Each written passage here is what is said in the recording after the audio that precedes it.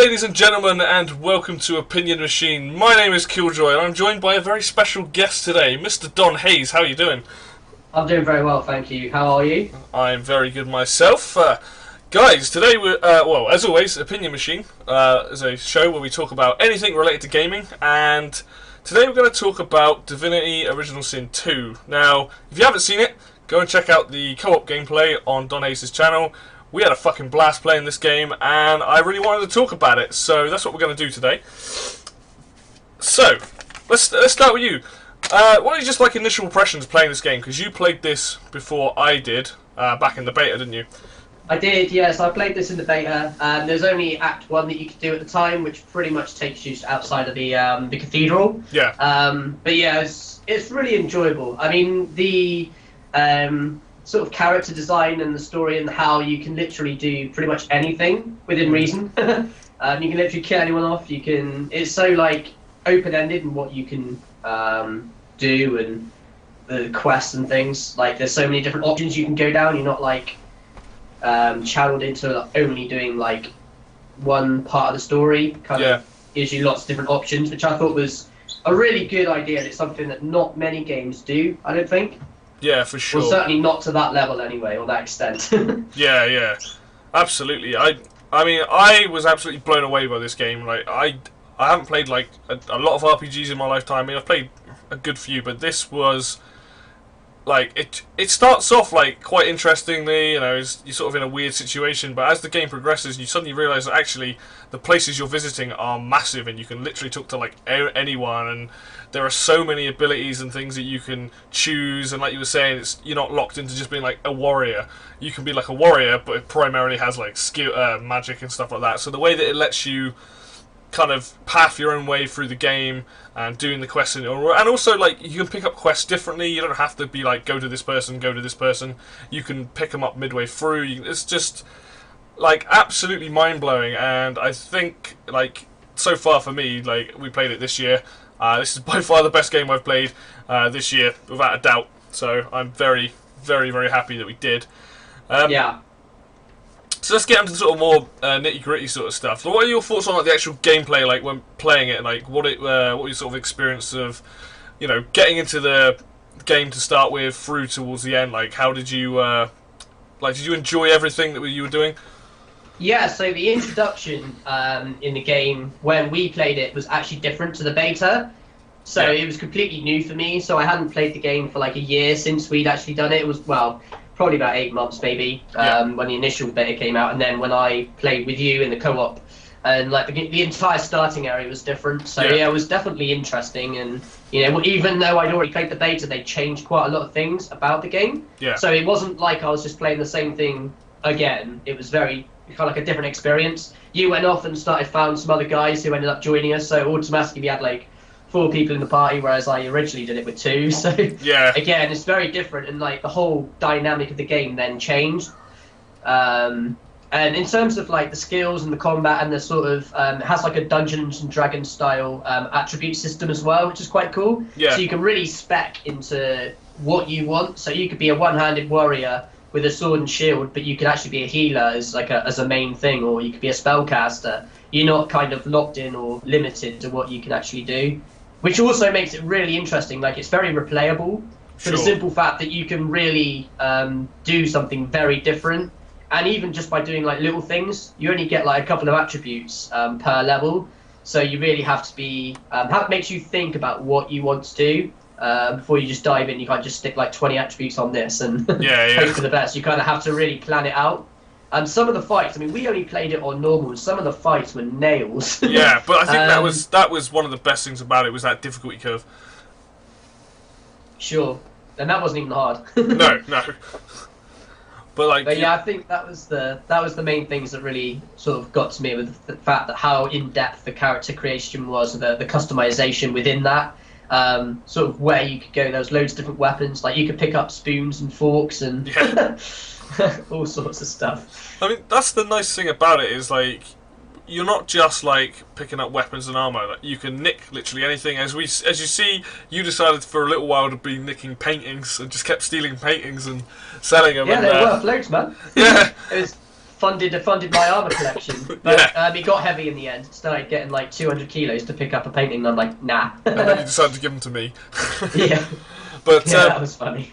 Yeah, like I agree with the idea that when you're exploring this world and like this character that you're building, you're kind of making your own story, but in terms of skills, in terms of armor, weapon, like the cool thing is when you got tags. So like I had Jester tag, so when I got to a conversation, if I had the ability to click Jester, I'd always like pick that because I kind of like the writing in this game like a lot, and it was funny to always pick like sometimes the really dopey answer in a really serious situation just to see what would happen, and it was cool. Like the dialogue options in this game are fantastic because if you're like a warrior or a soldier or like a barbarian, you're gonna have completely different options to someone who's like a jester or a noble, and that like way of being able to talk to people differently and getting different information out of people is really cool. And like you said about the replay value, you could play that entire game being like, I'm going to talk my way out of every situation. Next time you'd be like, you know what, I'm just going to attack every single person and just kill them. And it's like really cool that it lets you do that. You can do whatever you want essentially, and regardless you'll still have the main quest pushing you along to kind of go in there. So yeah, doesn't break the game either. Like quite a lot of games like that where they try and do that, it kind of just breaks the game because you kill someone that you need later on, and then it's just like, I'm stuck now. Yeah, definitely. But this game, like, there's always like, it's almost like a built-in mechanic that they've thought of that. Like they kind of thought of every situation. yeah, no, exactly. And something like that's the nice thing about this game. It's kind of in two halves. So you've got kind of the walking around half, learning about stuff, getting quests, and sort of chatting and buying armor and all that, and exploring the world. And the other half is the combat. And I love turn-based combat, and I love the way that it's done in this game. I love the fact that there are so many variables in a fight, like the way that the environment's used, the way that elemental statuses are used, and also the fact that you have two different types of armor, which is really clever because depending on the kind of character you're playing, you might have one type of armor is heavier than the other, and when you're in the fights, it's a lot of fun to be like, okay, so I've got really crap magic armor, but my physical's like really good. So you want to play like, I'm going to play a very tanky role, it's going to get up in their face and just like wail on people. Whereas, the AI is very clever in this game, and if you have low armor in one thing, they will attack you with magic things, or if you're an undead person in this game, if you get healed, you take damage. So at the start of the game, I found out the hard way. Yeah, exactly. And I really love the combat system in this. Like I love the way that it's turn-based. I love the fact that everything kind of works together. Sure. Yeah. Like, especially, like, it's really interesting watching the different characters that we had, especially towards the end of the game. So, like, my main guy was a wayfarer, that's basically what it started as, and some of the skills and some of the things I was able to do late game, it gets into that realm of ridiculous, but I think it's quite nicely how the game paces it out. So every time you get to a new area, you can get new spells that complement it, and it was nice having somebody who was essentially a long-range attacker who had some ridiculous spells. My guy was really powerful on high ground, versus the other guy that I had who was basically a tank, and, well, one of the abilities in this game, shield bash or shield throw, whatever it is insane, and I love it, and it was incredibly fun to do it. And it's the same with your guys, the guys that you had on your team. Like, you had a cleric who just didn't die, and then also a mage who just had fucking every spell possible. So it was, it was a lot of fun. It was just fun to see that, because you were like, I'm going to put a point in here, so they can be like fire and rain and ice and all these other spells and stuff. And it's really cool that you kitted out that character that way, because it just meant that you had something for like every situation. Yeah, so you spec yours very, like, you kind of really heavily went into like strength and like you picked like certain skills to specialize in. Yeah. So you put like 10 points in like one skill, whereas I put like 3 points here, 4 points there, 3 points here, 4 points there. So our characters end up being so completely different. But because of the way that the combat was done in the game, it kind of complemented each other. Yeah. So you were like really strong going up in their faces and just smashing them, and I was just there like spell casting. Yeah. Doing my thing, healing with my cleric, sustaining stuff. That was pretty cool. As I ended up going more for a spellcaster side of thing as well, with my cleric in the end. Yeah, no, that was cool. But like, the nice thing about the cleric and the Red Prince was the character I used. What was really cool about it was they were kind of kitted out similar in terms of like armor and like weaponry, especially with the shield stuff. It was cool at the end because they could literally tank so much damage, and because I think by the end of the game, all of the characters had some kind of heal. So it was quite nice being like, okay, well, I can heal this turn and then wail on someone like this. Whereas obviously the other two characters were a bit weaker, but they were like the damage dealers essentially. So it was really, it was a lot of fun having like sort of the good mix of both ranged and close quarters. So you're right, it complemented each other very, very well. So I had like teleport as well, which was fun. Oh yeah, just teleporting people around the battlefield, swapping places with my teammates. Yeah. I think one of the... Sometimes it didn't always work out. Sometimes I put myself in a bad spot without realising it. Yeah, no, absolutely. But I think that was fun. I mean, the spells, like I said, the spells in this are very varied. There's so many of them, and there's different things to go in. Like, one of my favourite things to do was when you've got elemental spells, like, you know, you can electrify blood. So if someone stood in blood, they get like shocked, or you can fire like fire into oil and set fire to that, and then later on it gets more powerful because you can curse things, and then they become even more ridiculous. But it was a lot of fun being able to kind of play with the environment, to kind of go like, okay, like, I want to stand here, or I can see the enemies are there, and like I want to try this and that. And it's fun watching, like, you know, when you're fighting these different battles as well, because the enemies, depending on where you are in the game, you're going to have different resistances. So you're like, okay, what skills are going to work, what they aren't. And one of my favourite moments in the entire thing that we played was when we got into the last fight, and I'd equipped some skill, and I was like, I don't know how good this skill is. And I just used it, and it just blew up like most of the enemies. And it was the same. I think you had some skill as well that you did it with, and it was just funny because we had those skills for quite a while, but we never used them until the last battle. And it was fun to see that power curve where we, like, you know, at the start of the game you're quite weak, to right at the end we had like some ridiculous skills. Yeah, we were putting up the sorry, but yeah, that was some good fights, and some good enemies as well. Like, to be honest, the ending of the game was really good. Like, it was, at the end, I didn't really know who was good and who was bad, so, almost to a degree. Yeah. Like, they'd kind of written it in a way that actually, I wasn't 100% sure if there was a, you know, an option here where you can actually choose which path you to go down. I mean, it did kind of bottle out in the end, but there were points there where I thought, actually, you know what? The person who we thought was bad this entire time might not actually be bad. Yeah. It's really interesting. The writing in this game is absolutely superb. Like, I think the story itself is like fantastic, and that's the thing, is like when you're meeting characters, there's a certain point in the game where you like meet your own god, and you're just like, already straight away I was like, I'm a little bit suspicious of this. This is kind of weird. And you meet him a few more times, and you start to see this like, oh, it's kind of unraveling at the seams, and you suddenly realise like this bigger story's going on. And then right at the end, when you get to like the final fight, and you're like, oh my god, like, and there was. Well, not only were they tough fights, but it was really rewarding to get a lot of the story elements, especially not just with the main story, but with the side character stories. Like, you had Losa, one of the characters in it, and that side quest was so well written and had such a good ending to it. It was like, I was absolutely blown away just how good that was. And the little song that she went out and broke out into, that was wicked. Yeah. Did not expect that at all, just like, what? Yeah, exactly. And I mean, I had a full-on smile on my face because I thought it was so well put together. The scene before you get to that boss, where you're like in sort of like hell or some demon place.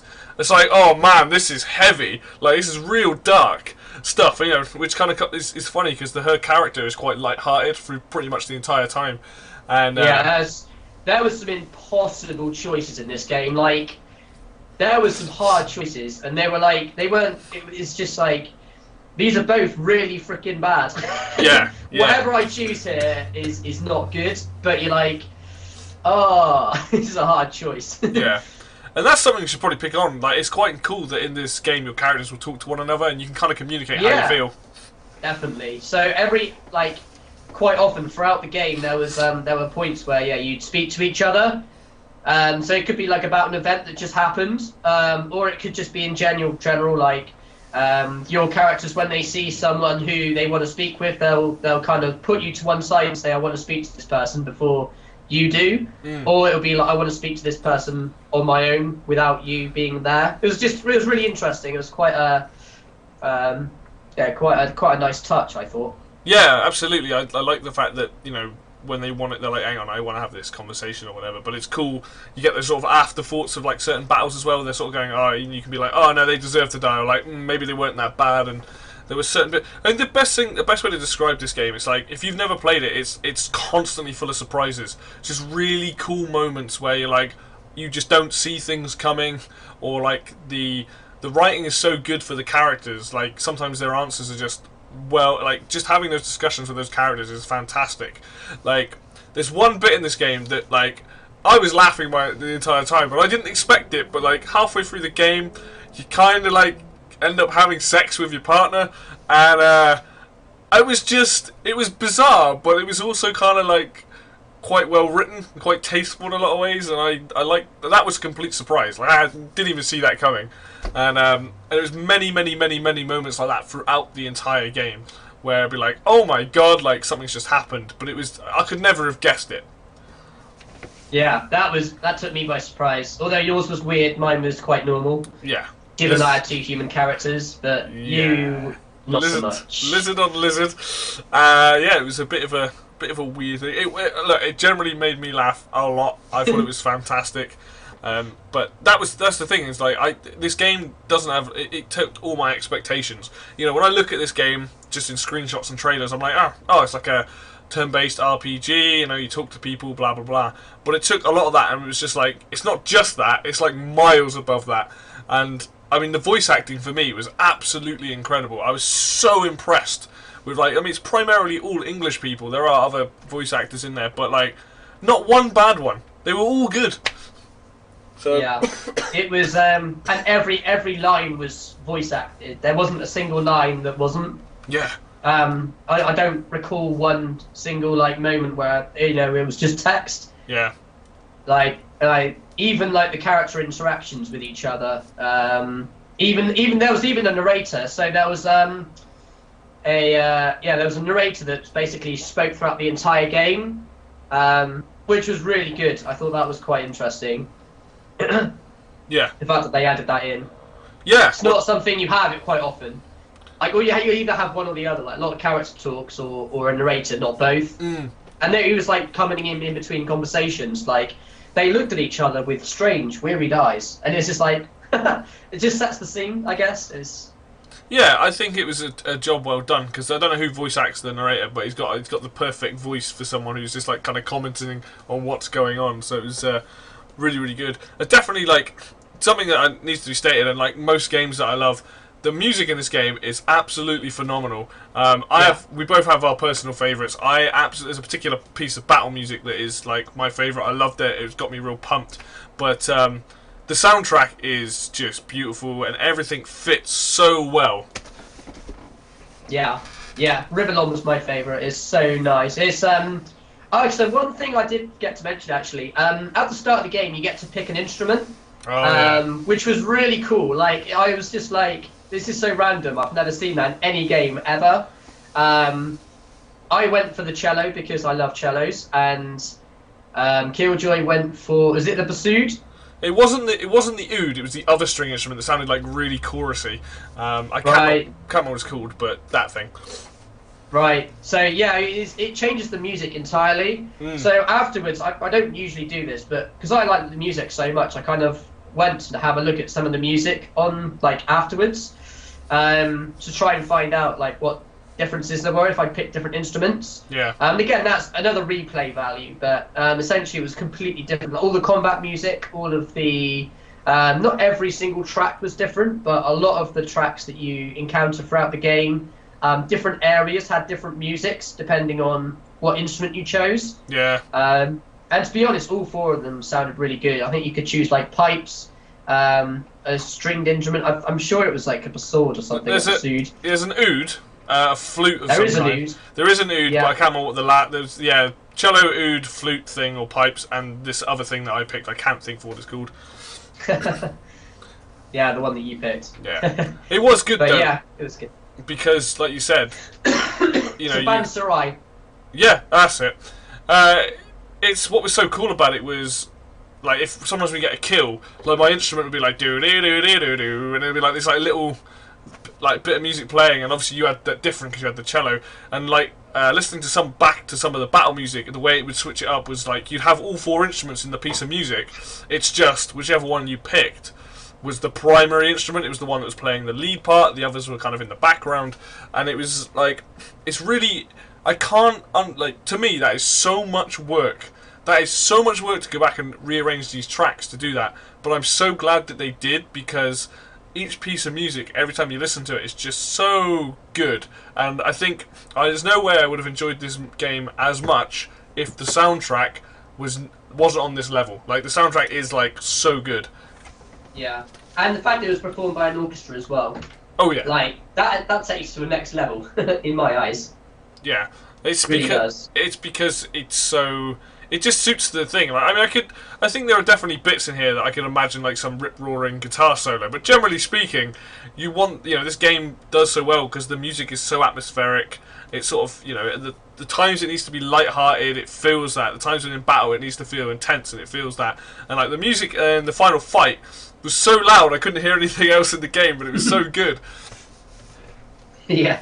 I think you had your music volume up too high. I think that was the problem. I think the game glitched, actually. It kind of caused my vocal sound to dip massively, and the music just stayed really loud. I don't know why, but I wasn't complaining. I was having a whale of a time. It might be because it was in that area which is very echoey as well, so it might have just made it so that all the sounds were quieter. But overall, like I think the game's fantastic. I will say, like, I'm not usually a story guy. Like, I like a good story in a game, but like, the story in this legitimately had me interested from start to finish. Like, waking up on this boat and being like, I'm not really sure what's going on, to the next area, and then progressively being like, what the fuck's that? And learning more about it, and being like, oh, and going in these crazy areas to the point in the game where you get spirit vision, which completely changes, like, everything, because then you're now like, oh, I can see people, and, like, it's just so well written, and, like, I had an absolute blast from start to finish. If this was like a book or something, like, it wouldn't work. But as a game, it works so well because you can learn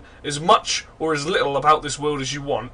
But I feel like the more you learn, like, you just get so involved in this story of, like, you're trapped, all these people are trying to kill you off, to right at the end of the game where you're like, actually, we're proper badasses and we're just going to murder everybody, so...